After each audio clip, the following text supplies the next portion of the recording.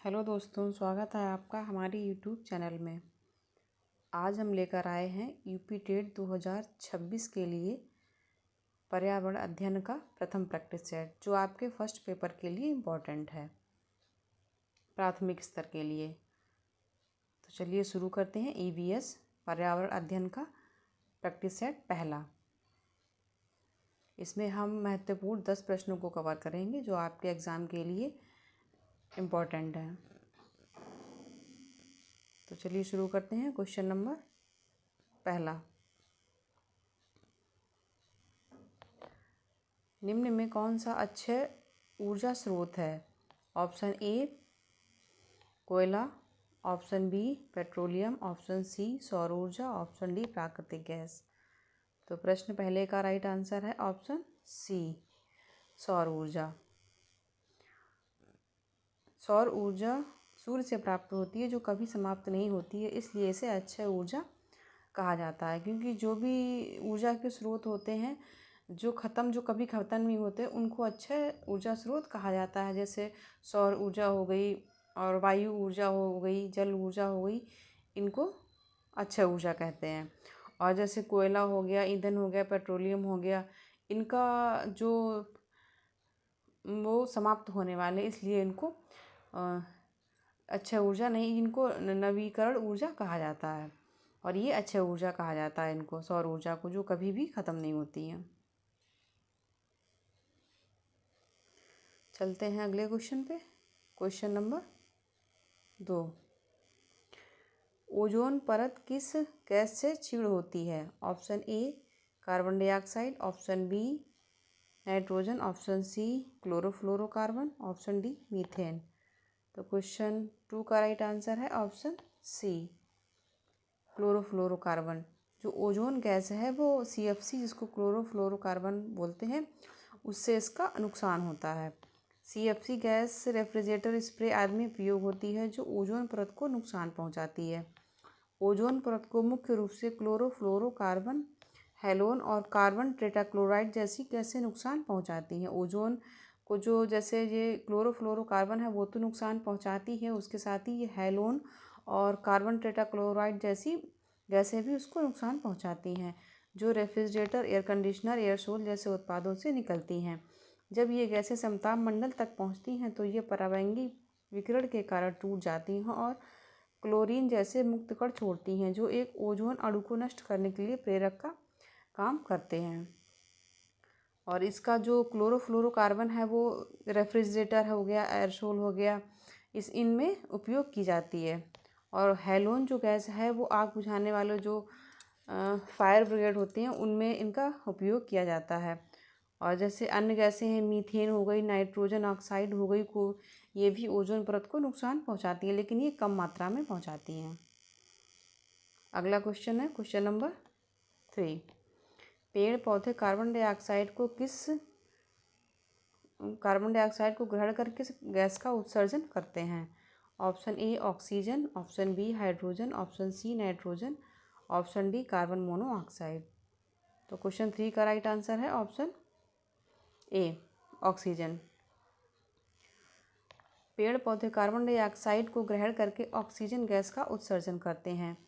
यह प्रक्रिया प्रकाश संश्लेषण कहलाती है, जिसमें पौधे सूर्य के प्रकाश, पानी और कार्बन डाइऑक्साइड का उपयोग करके अपना भोजन बनाते हैं और बदले में ऑक्सीजन छोड़ते हैं। ये जो कार्बन डाइऑक्साइड गैस लेते हैं, ये जो क्रिया होती है ये दिन के समय होती है प्रकाश संश्लेषण के द्वारा, जिसमें ये कार्बन डाइऑक्साइड को लेते हैं और ऑक्सीजन को छोड़ते हैं। और पौधे दिन के समय प्रकाश संश्लेषण के लिए वायुमंडल से कार्बन डाइऑक्साइड लेते हैं और इसके दौरान वे ऑक्सीजन छोड़ते हैं, जो सभी जीव जंतुओं के लिए जीवनदायिनी गैस है। ऑक्सीजन जो गैस जो वो छोड़ते हैं वो जीव जंतुओं के लिए, सभी के लिए बहुत ही ज़्यादा महत्वपूर्ण होती है। अगला क्वेश्चन नंबर 4, जलवायु परिवर्तन का प्रमुख कारण क्या है? ऑप्शन ए जनसंख्या वृद्धि, ऑप्शन बी औद्योगिकरण, ऑप्शन सी ग्रीन हाउस गैसें, ऑप्शन डी कृषि। तो क्वेश्चन 4 का राइट आंसर है ऑप्शन सी ग्रीन हाउस गैसें। ग्रीन हाउस गैसें जैसे CO2, मीथेन आदि पृथ्वी के तापमान को बढ़ाकर जलवायु परिवर्तन का कारण बनती हैं।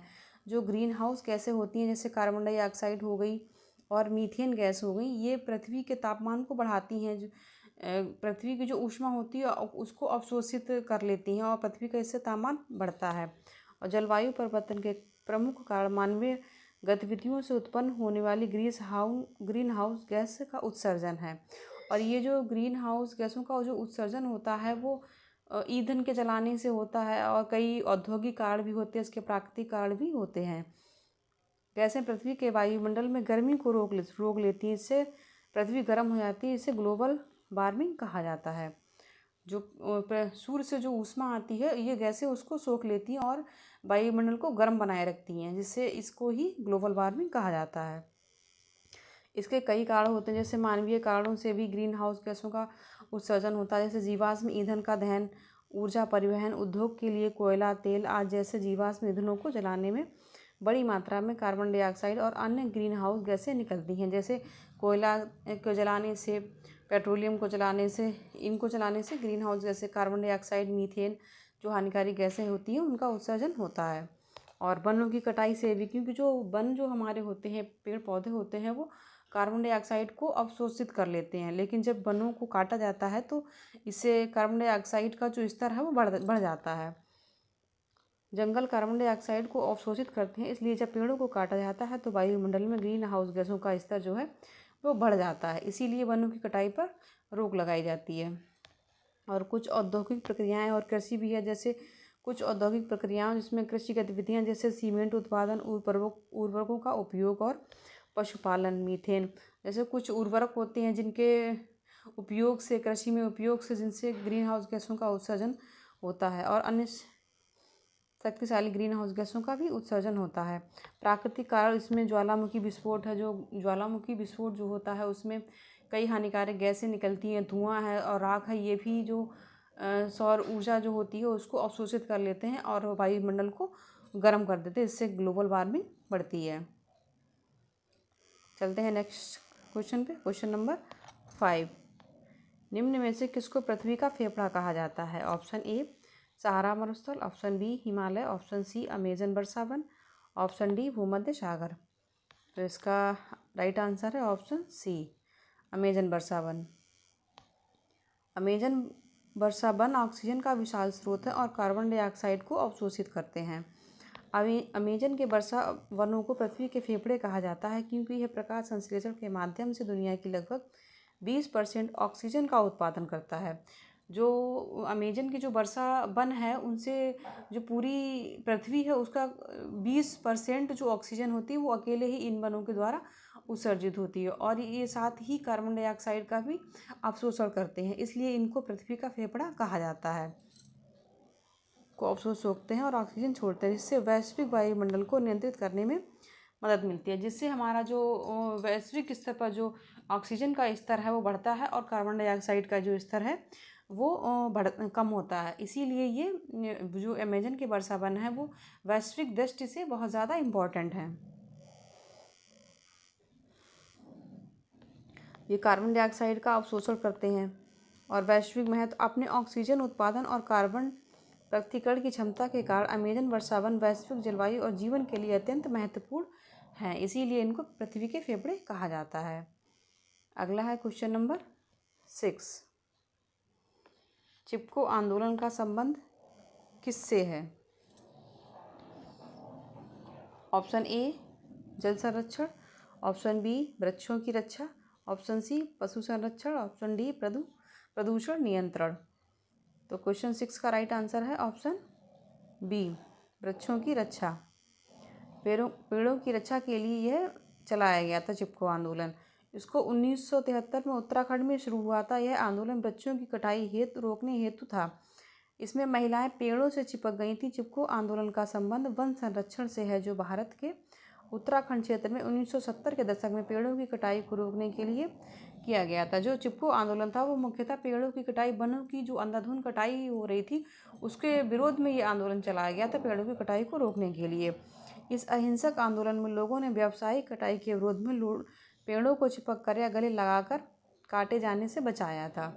क्योंकि जब इनको काटा जा रहा था तो लोग जो ज़्यादातर इसमें महिलाएं जो थी वो पेड़ों से चिपक जाती थी कि ताकि इनको काटने से रोका जा सके। और इसका जो मेन उद्देश्य जो था वो वन संरक्षण था। इस आंदोलन का मुख्य उद्देश्य व्यावसायिक उद्देश्यों के लिए वनों की अत्यधिक कटाई को रोकना था। जो व्यवसाय के लिए वनों की अंधाधुंध कटाई की जा रही थी उसको रोकने के लिए ये आंदोलन चलाया गया था। और वन अधिकार, क्योंकि यहाँ जो वन पर आश्रित जो रहते हैं लोग, जहाँ वहाँ के जो जनजातीय लोग होते हैं उनको वनों से जो उत्पाद मिलते हैं उन्हीं पर वो आश्रित होते हैं, तो उनकी रक्षा के लिए भी ये आंदोलन चलाया गया था। क्योंकि यह वनों पर आश्रित लोगों अपने पारंपरिक वनाधिकारों की रक्षा करने का आंदोलन भी था। तो जो वनों पर आश्रित लोग होते थे, जो वन के उत्पाद जैसे फूल हो गया, फल हो गया और उनकी लकड़ी हो गई, इनके उत्पादों से जो अपना जीवन यापन करते थे, उनको अपने अधिकारों की रक्षा के लिए भी इन्होंने ये आंदोलन चलाया था। और अवैध कटाई आंदोलन जो था वो हिमालय क्षेत्र में अवैध और अव्यावहारिक वन कटाई का विरोध था। और इसमें जो मुख्य जो लोग थे जिन्होंने ये आंदोलन चलाया था उसमें गौरा देवी जैसे, उन्होंने रेनी गांव में 27 महिलाओं का नेतृत्व किया था। कभी कभी इनके नाम भी पूछ लेते हैं कि जो इनके नेतृत्व करता थे वो कौन कौन थे। तो पहली थी गौरा देवी जिन्होंने 27 महिलाओं का नेतृत्व किया था और पेड़ों को गले लगाकर उनकी कटाई को प्रभावी ढंग से रोका था। और जैसे इनके जो मुख्य नेतृत्वकर्ता थे जिन्होंने चलाया था वो सुंदरलाल बहुगुणा थे। यह आंदोलन के प्रमुख नेता में से एक थे जिन्होंने अहिंसक तरीके से इस आंदोलन का नेतृत्व किया था। जो सुंदरलाल बहुगुणा थे उन्होंने ही इस आंदोलन को चलाया था। और तीसरे थे चंडी प्रसाद भट्ट, वे भी इस महत्वपूर्ण पर्यावरण आंदोलन के शुरुआती नेताओं में से एक थे। और चिपको का अर्थ होता है चिपकना या गले लगाना। और इसका जो इस आंदोलन का जो परिणाम था वो ये था कि इस आंदोलन की सफलता के बाद भारत सरकार ने 1981 में 30 डिग्री से अधिक ढलान वाले पेड़ों की व्यावसायिक कटाई पर प्रतिबंध लगा दिया था, जो एक बड़ी उपलब्धि थी। तो इस आंदोलन की वजह से ही जो अनावश्यक जो पेड़ काटे जा रहे थे उन पर भारत सरकार के द्वारा रोक लगा दी गई थी। चलते हैं अगले क्वेश्चन पर। क्वेश्चन नंबर 7, भारत में वन्य जीव संरक्षण अधिनियम कब पारित हुआ था?